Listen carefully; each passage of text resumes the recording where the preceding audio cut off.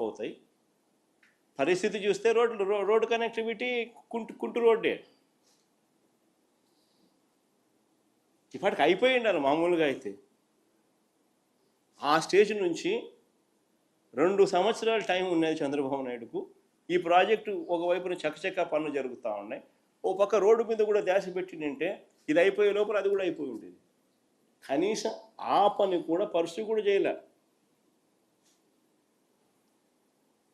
కానీ చంద్రబాబు నాయుడు గారు ఏమంటాడు, క్రెడిట్ చోరీ.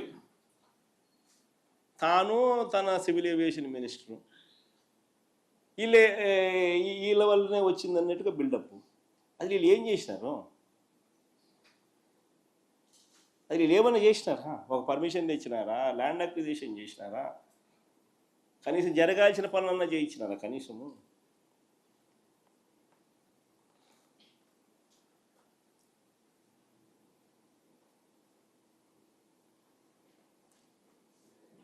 చంద్రబాబు నాయుడు గారి మనస్తత్వం ఎలా ఉంటుందని అంటే క్రెడిట్ వితౌట్ కాంట్రిబ్యూషన్. అది చంద్రబాబు నాయుడు గారి మనస్తత్వం.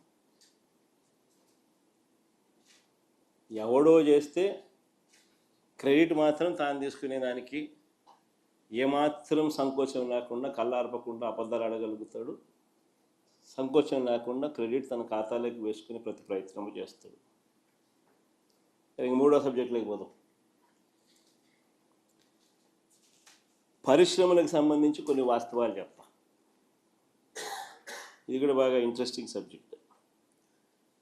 ఒకవైపు ఇలా క్రెడిట్ చోరీ, ఒకవైపు చంద్రబాబు నాయుడు గారు ఏ రకంగా చేస్తాడు అన్నది మనకు ఇప్పటికే అర్థమవుతుంది. అదాని డేటా సెంటర్లో గూగుల్కి సంబంధించిన విషయం అయితేనేమి, ఎయిర్పోర్ట్ అయ్యే విషయం అయితేనేమి, ఇంకా అనేక విషయాలు ఇంకా చెప్పుకుంటూ పోతుంటే అనేక విషయాలలో ఆయన ఏ రకంగా క్రెడిట్ చోరీ చేస్తారన్నది మనకు తెలిసిన విషయం.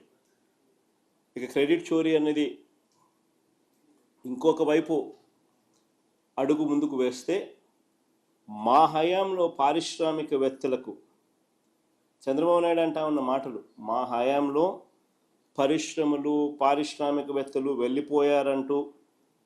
వెళ్ళిపోయారన్నట్టుగా చంద్రబాబు గారు నిరంతరం బురద జల్లుతూ ఒక ప్రచారం చేస్తూ ఉంటాడు. ఆయనకు సంబంధించిన ఆయనకి ఎల్లో మీడియా, ఈనాడు, ఒక ఆంధ్రజ్యోతి, ఒక TV5, వీళ్ళకి తోడు వీళ్ళకున్న డజన్ల కొద్దీ ఒక సోషల్ మీడియాలో వీళ్ళకున్న అబద్ధాల ఫ్యాక్టరీలు. ఇదే పని మా హయాంలో అట పరిశ్రమలు పారిశ్రామికవేత్తలు వెళ్ళిపోయాయన్నట్టుగా, వెళ్ళిపోతున్నారన్నట్టుగా ఒక బిల్డప్, నిరంతరం బురద జల్లే కార్యక్రమం.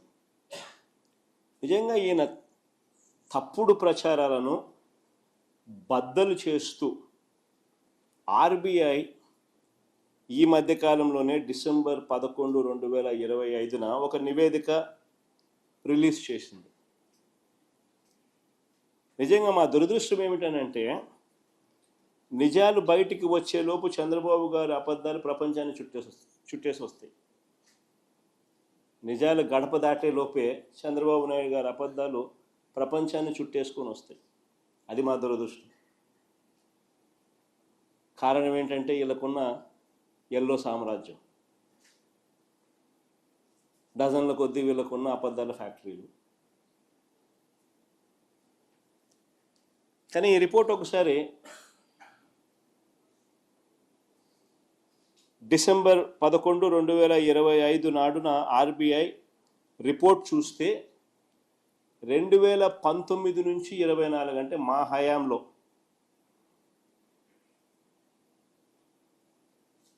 మ్యానుఫ్యాక్చరింగ్ సెక్టర్లో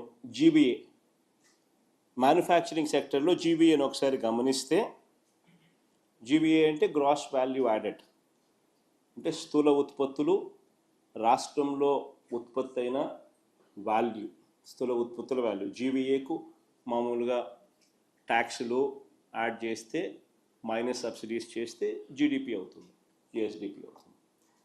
సో గ్రాస్ వాల్యూ యాడెడ్ కన్నా ఒకసారి చూస్తే మ్యానుఫ్యాక్చరింగ్ సెక్టర్లో తయారీ అయిన వస్తువుల వాటి విలువ ఒకసారి చూస్తే మా 5 ఏళ్ల కాలంలో తయారీ రంగంలో అంటే మ్యానుఫ్యాక్చరింగ్ సెక్టర్ గ్రోత్లో దేశంలోనే 5వ స్థానం ఆంధ్రప్రదేశ్.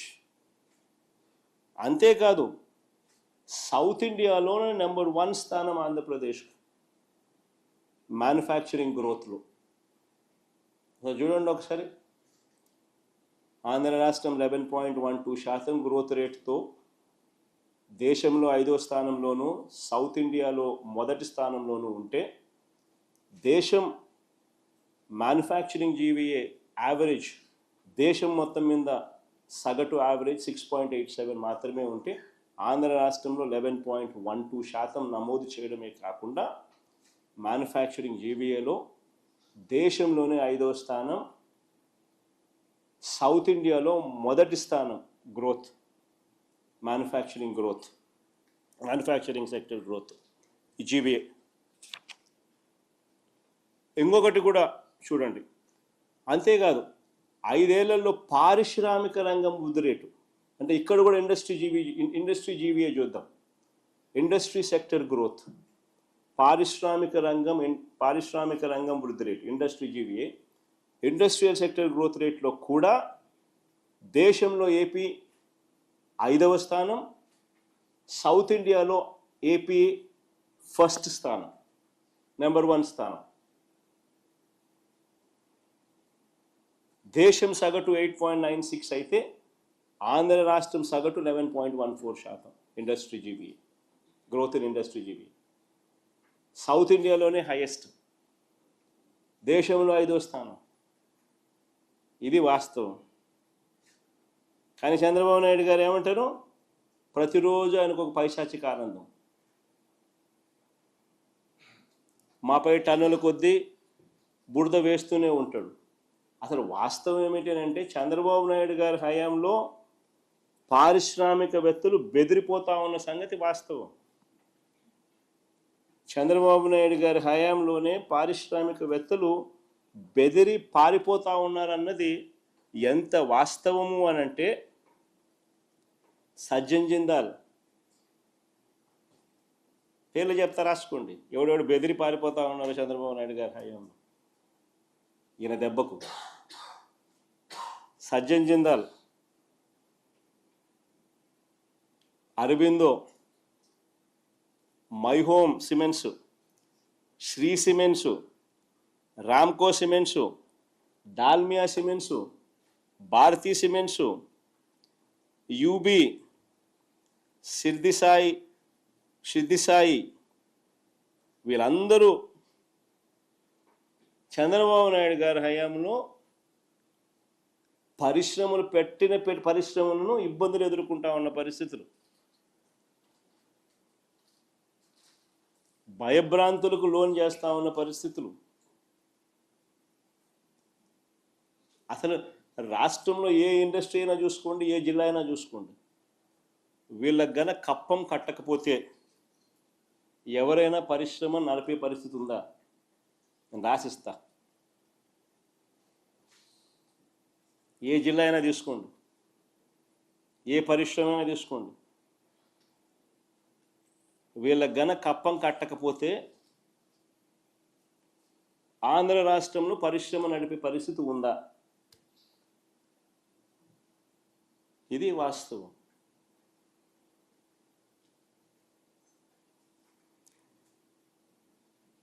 ఈ మధ్య ఇంకొక డ్రామా ఆడుతూ ఉన్నాడు చంద్రబాబు నాయుడు. అసలు మామూలుగా చంద్రబాబు నాయుడు గారు కొత్త సంవత్సరం వేడుకలకు ఆయన కానీ ఆయన కుమారుడు కానీ విదేశాలకు వెళ్ళారు. ఎక్కడికి వెళ్ళారో ప్రజలకు ఎలాగూ తెలియదు. పైపెచ్చు ఈ వీళ్ళ ఎల్లో మీడియా దీన్ని దాచిపెట్టే కార్యక్రమంలో భాగంగా కొత్త సెన్సేషనల్ అబద్ధాలు క్రియేట్ చేస్తుంది. అట్లా పారిశ్రామిక ప్రతిపాదనల్లో దేశంలో ఏపీ నెంబర్ 1 అంటూ ప్రతిపాదనలంట. పారిశ్రామిక ప్రతిపాదనలలో దేశంలో ఏపీ నెంబర్ 1 అంటూ కొత్త వక్రీకరణ. ఇది మరో స్టోరీ. ప్రతిపాదనలంట. Announcements, not investments. Publicity, not reality. వంట వాళ్ళకు, డ్రైవర్లకు సూట్లు బూట్లు వేసేయడము, వాళ్ళని కూర్చోబెట్టడము, ఎంఓయూలు రాసేయడము, ఇన్ని లక్షల కోట్లు అనౌన్స్మెంట్లు. అంటే ఇది చంద్రబాబు నాయుడుకి అలవాటైన పనే, కొత్త కాదు ఇది. 2014 నుంచి 19 మధ్య కూడా ఇలాంటి కథలే మనం విన్నాం. అసలు 2014 నుంచి 19 మధ్య ఎన్ని పరిశ్రమలు గ్రౌండ్ అయ్యాయి? మన హయాంలో 2019 నుంచి 24 మధ్య ఎన్ని పరిశ్రమలు గ్రౌండ్ అయ్యాయి? పెట్టుబడులు ఎన్ని వచ్చాయి? ఉద్యోగాలు ఎన్ని వచ్చాయి అని ఒక్కసారి గమనిస్తే, ఇది RTI right to information act నుంచి తీసుకొచ్చిన డాక్యుమెంట్. ఇది ఒకసారి గమనిస్తే మీకే కంటికి కనిపిస్తూ ఉంది. 2014 నుంచి 2019 మధ్య గ్రౌండ్ అయినవి ఎన్ని అని అంటే కేవలం 50,708 కోట్ల పెట్టుబడులు. ఇది మేజర్ ఇండస్ట్రీస్, లార్జ్ ఇండస్ట్రీస్. ఇది లార్జ్ ఇండస్ట్రీస్ గురించి నేను చెప్తా ఉన్నా. గ్రౌండ్ అయినవి 50,708 కోట్లు. ఈ లార్జ్ ఇండస్ట్రీస్ వల్ల ఉద్యోగాలు వచ్చినవి 84,333 అని.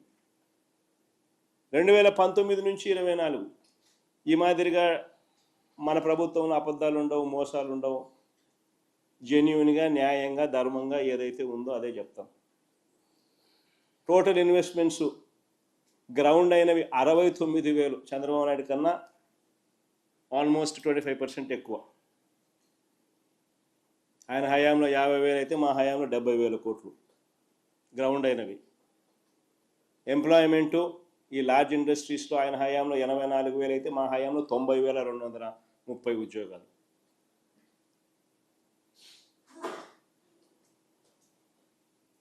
ఎంఎస్ఎంఈలు చూద్దామా? ఎవరి హయాంలో ఎంత మటుకు ఎంఎస్ఎంఈలు వచ్చినాయి? ఎవరి హయాంలో ఎంఎస్ఎంఈలకు ప్రోత్సాహం లభించింది? ఎవరి హయాంలో ఎంఎస్ఎంఈల ద్వారా ఎన్ని ఉద్యోగాలు వచ్చాయని ఒకసారి గమనిస్తే, మా హయాంలో చంద్రబాబు నాయుడు గారి ఆయనే రిలీజ్ చేసిన సోషియో ఎకనామిక్ సర్వే, ఆయన హయాంలో వచ్చినది, రిలీజ్ అయింది. నవంబర్ 2024లో రిలీజ్ చేసిన ఆయన హయాంలో వచ్చిన సోషియో ఎకనామిక్ సర్వే రిపోర్ట్ మీ ముందర పెడతా ఉన్నా నేను. ఎంఎస్ఎంఈ సెక్టార్లో మా హయాంలో 5 సంవత్సరాలలోనే 32,79,770 ఉద్యోగాలు వచ్చినాయి. మేం చెప్పేది కాదు ఇది.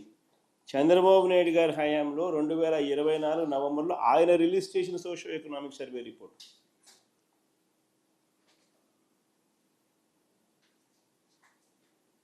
అదే ఆయన హయాం చూస్తే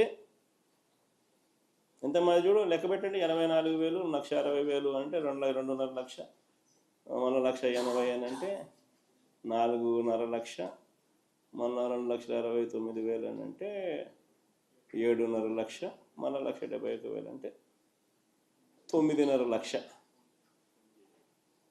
దాదాపు 9.5 లక్ష ఆయన హయాంలో వస్తే 32 లక్షలు మా హయాంలో వచ్చినాయని చెప్పి చంద్రబాబు నాయుడు అంతే చంద్రబాబు నాయుడు రిలీజ్ చేసిన డాక్యుమెంట్ ఎంఎస్ఎంఈ సెక్టర్లో.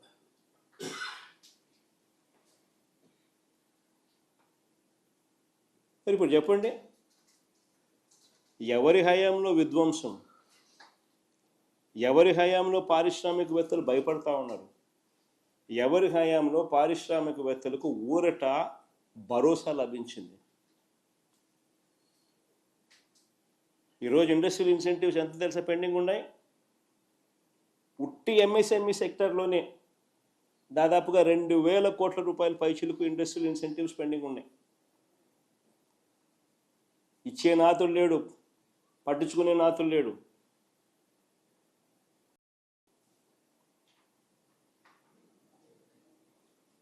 పరిస్థితి ఏమిటి అని అంటే, మొత్తం ఇండస్ట్రియల్ ఇన్సెంటివ్స్ చూస్తే దాదాపుగా 7-8 వేల కోట్ల పైన ఉంటాయి పెండింగ్.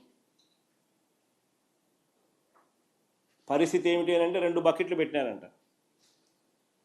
ఒక బకెట్ అంట 30% ఎవరు కమిషన్ ఇస్తే వాళ్ళ పేరు పెడతారంట. రెండో బకెట్ అంట న్యూట్రల్గా కనపడడానికి కేవలం 20% ఇస్తారంట. 20% మాత్రం పెడతారంట న్యూట్రల్గా కనపడడానికి. కొంతమందిని సెలెక్ట్ చేస్తారంట, వాళ్ళని పెడతారంట, వాళ్ళకు ఒక 20% టోటల్ అమౌంట్లు ఇస్తారట. ఇది జరుగుతూ ఉన్న స్కీమ్ ఆంధ్ర రాష్ట్రంలో. ఏమొస్తాయండి పరిశ్రమలు? ఇండస్ట్రియల్ ఇన్సెంటివ్స్లోనూ డబ్బులు ఎత్తడం మొదలు పెడితే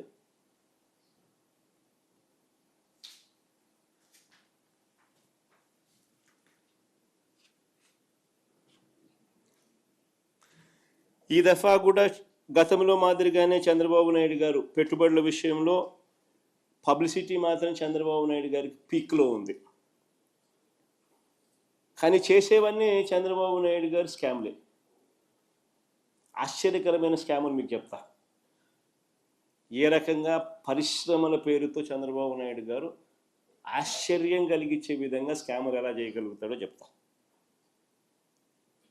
పేరుకు 1-2 పెద్ద కంపెనీలకు ఉచితంగా భూములు ఇస్తున్నట్టు ప్రకటిస్తాడు. పేరుకు మాత్రం 1-2 పేర్లు చెప్తాడు, పెద్ద పేర్లు. వారికి ఉచితంగానో 99 పైసలకి భూములు ఇస్తా ఉన్నట్టుగా ప్రకటిస్తాడు. ఆ ముసుగులో వేల కోట్ల విలువైన భూముల్ని